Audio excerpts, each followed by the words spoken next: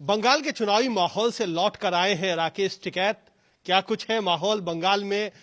राकेश टिकैत जिसे ही जानते हैं, वापस उत्तर प्रदेश, वापस अपनी कर्मभूमि लौट रहे हैं। बंगाल में क्या माहौल दिखा?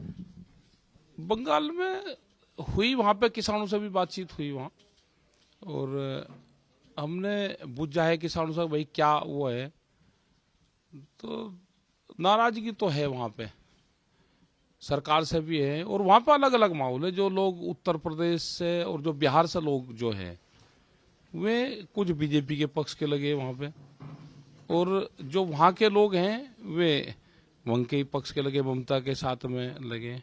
तो एक अलग तरह का माहौल सा वहां पे दिखा बंगाल में। तो नाराजगी क्या है? नाराजगी ममता जी थे, क्योंकि आप तो कहते थे कि बीजेपी को वोट ना दो, ये आप संदेश लेकर के जा रहे हैं, तो नाराजगी कहाँ दिखा? तो किसानों से कहा कि जिससे वे चावल मांग रहे, जो किसान हैं वे चावल मांग रहे, बीजेपी के लोग वहां पर जाके, तो वे चावल थोड़ा मांग रहे, वे चावल में उनकी वोट मांग रहे, उनकी भावनाएं मांग रहे।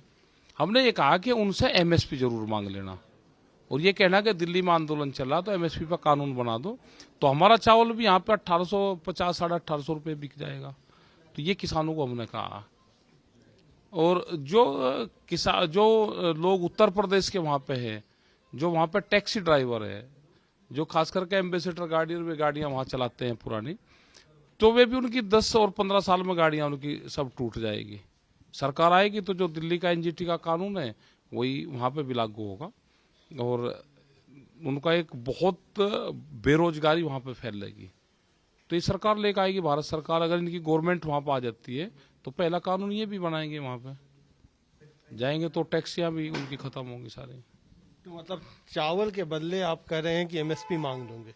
तो वे चावल मांग रहे तो आप उनसे भाई एमएसपी मांगो और एमएसपी पर कानून बनवाओ, ये हमने वहां के किसान को कहा है। लेकिन सरकार तो साफ कर चुकी है ना, यहाँ पर भी आपसे बातचीत हुई, साफ कर चुकी है क्या कि जितना उन्होंने प्रस्ताव दिया उस प्रस्ताव से अगर आप सहमत हैं तो बात ठीक है, नहीं तो फिलहाल अभी और आगे बढ़ने को तैयार नहीं है। तो आपने भी तो कहीं ना कहीं मामला अटकाया, उन्होंने भी तो बहुत सारे प्रस्ताव दिए हैं। हाँ, तो हमने भी अटका रखा मामला। हमें भी कहाँ टाइम है अभी बात करने का उनसे। हमें भी पूरे देश में जाना है, गुजरात भी जा रहे 4 और 5 तारीख में, गुजरात को भी आजाद करवाना है ना। फिर इनके जो नेता नेता बंदी अभियान भी चला एक बार देश में। सारे बीजेपी के बड़े नेता तो कैद में ही तो हैं, बंदी तो है। वे बोल नहीं रहा कोई सा भी, एक आध कोई सा बोल रहा, सतपाल मलिक है ये बोल रहे। तो ऐसे बहुत लोग हैं जो बोलना चाहते हैं, तो ये तो उनकी भी आजादी की लड़ाई है ना। नेताबंदी आंदोलन क्या हुआ? अरे नेताबंदी आंदोलन होगा, जो नेता कैद में है भाई आओ बाहर निकल कर बोल लो, वो किसी भी पार्टी का है बोल लो। तो आपको लग रहा है क्या कि बीजेपी में कई सारे नेता हैं जो नहीं बोल रहे हैं? हाँ, नहीं बोल रहे, बोलना चाह वे नहीं बोल रहे, बोलना चाह। जैसे क्या नाम क्या लेंगे, जैसे ये आएंगे ऐसे ही दूसरे भी आएंगे। और तो आपको सत्यपाल मलिक साहब के बयान से थोड़ी सी लगा है कि मोरल बूस्ट हुआ है? हाँ, नहीं ठीक रहा, उन्होंने ठीक बयान दिए। और भी है बहुत ऐसे लोग जो अभी टीवी पे नहीं बोल रहे, वैसे बोलते रहे, तो उनको निकल कर आना चाहिए बाहर। क्योंकि ये देश अभी कहाँ जा रहा है ये सबको समझने की जरूरत है। भाई रेल बिकेगी, किसान पे हाथ डाल दिया इन्होंने, अनाज को इकट्ठा लग रहे करने, ये तो भावनाओं पे खेलने वाले लोग हैं, तो ये तो नहीं चलेगा अब। लेकिन आप पर भी तो आरोप लग जाता है कि आप भी प्रायोजित तरीके से चल रहे हैं, जहां जहां जा रहे हैं आप बीजेपी की बात कर रहे हैं। बाकी लोगों ने भी तो किसानों के साथ बहुत ज्यादा न्याय नहीं किया है। और जिसने नहीं किया वो चले गए।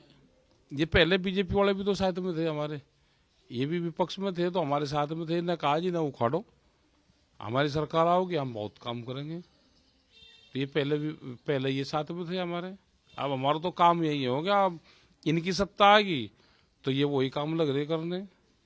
अब तो ये है कि आंदोलन होंगे और जिसकी भी सरकार होगी उसको जो कानून है देश में किसानों के पक्ष के, वे कानून बनाने पड़ेंगे। तो आप कह रहे हैं गुजरात जाएंगे और बंगाल का और भी मोर्चा खोलेंगे क्या? अभी तो नहीं, अभी तो देखेंगे 5 तारीख के बाद में कुछ और रहेगा तो जाएंगे। अभी तो गुजरात है 4 और 5 तारीख का, कर्नाटक में है, उड़ीसा में है, बहुत स्टेटों में जा रहे हैं। उत्तर प्रदेश में नोएडा के बॉर्डर को भी बंद करने की आपने चेतावनी दी है, उसमें क्या मामला है? वो तो किसानों से जुड़ा हुआ मामला नहीं है। नहीं, किसानों का क्यों नहीं? यहाँ पे जितनी भी फैक्ट्रियां लग रही है नोएडा के अंदर, एनसीआर में, यहाँ पे जो लोकल लोग हैं, बच्चे हैं, उनको रोजगार नहीं है। ये कंसिडर ही नहीं करते यहाँ के जो एचआर डिपार्टमेंट है फैक्ट्रियों का, और खास करके दो बिरादरी को यहाँ पे वे कंसिडर नहीं करते। ये उनके एचआर डिपार्टमेंट में कुछ फैक्ट्रियों में बात हुई तो उन्होंने ऑन ऑफिशियली ये चीजें बताई। मुजफ्फरनगर, मेरठ, गाजियाबाद, बागपत और नोएडा, इसके जो जाट और गुज्जर जो जातियां हैं, इन जातियों के बच्चों को यहाँ पर नहीं रखा जाएगा। अगर सहारनपुर का कोई इन बिरादरी का है तो उसको रख लेते हैं ये, लेकिन जिनकी जमीनें गई हैं, खास करके नोएडा की हम अगर बात करेंगे, इनकी जमीनें गई है यहाँ पे, तो इनको यहाँ पे नहीं रखा जाता। ये कहाँ जाएंगे? इनकी जमीन आपने छीन ली, रोजगार इनका छीन लिया, ये कहाँ जाएंगे नौकरी करने? वहीं तो नौकरी करनी चाहिए इनको। जो यहाँ पे जमीनों का विवाद है, जो जमीन और इनका कब्जा है पूर्ण रूप से, इनके मकान उस पर बने हुए हैं, उसको नहीं छोड़ रहे। भाई ये इनके परिवार बड़े हो गए, इनको भी मकान चाहिए रहने के लिए, तो आप इनके पूरा जिसमें मकान बने हुए उस जमीन को भी आप अधिग्रहण कर लोगे, तो ये तो नहीं होगा। तो क्या करना है? क्या करना? 26 तारीख में यहाँ पे बंद है, पूरा देश बंद रहेगा, तो ये भी बंद करेंगे, अपना चिल्ला बॉर्डर को बंद करेंगे, और हल्ला गुल्ला इनको करना पड़ेगा। नोएडा के लोगों को भी आंदोलन अपने तेज करने पड़ेंगे। अगर वहाँ की बजाय इनको धरना यहाँ पे देना पड़ा तो यहाँ पे भी ये धरने देंगे। तो गाजीपुर की तरह चिल्ला बॉर्डर पे करेंगे? बन जाएगा चिल्ला बॉर्डर, क्या कोई दूर है, बन जाएगा। पहले भी यहाँ पर रुके तो यहाँ के नौजवान जिनको रोजगार नहीं मिल रहा, यहाँ के किसान हैं, तो वो बैठेंगे यहाँ पे। अच्छा, एक आखिरी सवाल कि आप पे ये तो आरोप लगता है कि आप पे जातिवादी या किसी तरीके से, अब आप फिर वही बात कर रहे हैं कि दो खास जातियों को रोजगार नहीं दिया जा रहा है, तो कहीं ना कहीं आपके आंदोलन पे फिर वही आरोप तो नहीं लगेंगे? ना, आरोप क्या लगते? मैं तो बताया, यहाँ पे जो एचआर डिपार्टमेंट के लोग हैं उन्होंने कहा कि ये हमको कह रखा है। जो बड़ी बड़ी कंपनियां हैं उसमें जैसे कुछ लोग हैं, तो उन्होंने कहा जी दो जातियों को तो मैंने ही कर रखा है बिल्कुल। तो जातिवाद तो ये फैक्ट्री वाले भी तो खेल रहे थे। तो मतलब बंगाल से लेकर के नोएडा तक आप सब जगह अपनी क्रांति की आग जला रहे हैं? हाँ, नहीं जलाओगे भाई, बिना क्रांति के क्या कोई देश ये आबाद हो जाएगा? तो किसान की आज़ादी की लड़ाई है तो लड़नी पड़ेगी। और गुजरात को आज़ाद करवाना है, वहाँ का नमक का किसान है, पूरा बर्बाद हो गया, पूरा वहाँ का तो बंधन में है लोग, उनको आज़ादी दिलवानी है। जाएंगे वहाँ पर 2 मीटिंग रहेगी वहाँ गुजरात में। तो अब बंगाल से लौटे हैं राकेश टिकैत और जाने की तैयारी है गुजरात। बीच में स्टॉपेज है नोएडा, जहां पर जो कारखाने हैं, उद्योग धंधे हैं, वहां पर नौकरियां युवाओं को नहीं मिल रही हैं, उसके लिए भी आंदोलन करने की चेतावनी दे रहे हैं।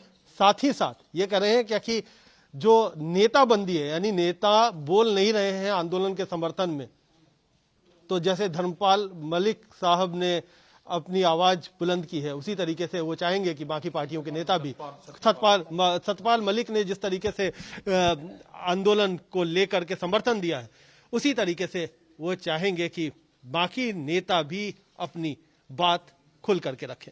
कैमरामैन प्रेमचंद मिश्रा के साथ कुमार कुणाल, दिल्ली।